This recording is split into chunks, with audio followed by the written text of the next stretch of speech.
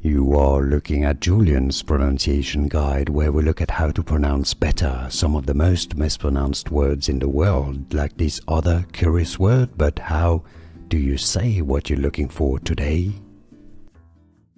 Let's learn once and for all how to pronounce this name correctly in English and in other languages. If you want to learn more pronunciation stuff, confusing names, stay tuned, I've got more videos for you. Cabello is the Spanish pronunciation, cabello. Now in South America, like in Argentina, it can be also pronounced as cabello.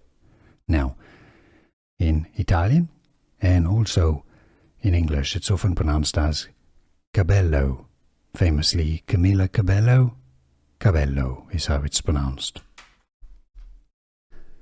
Here are more videos on how to pronounce more confusing words and names too many mispronounced. Like this video if you found it useful. I appreciate your support. I'll see you soon and thanks for watching.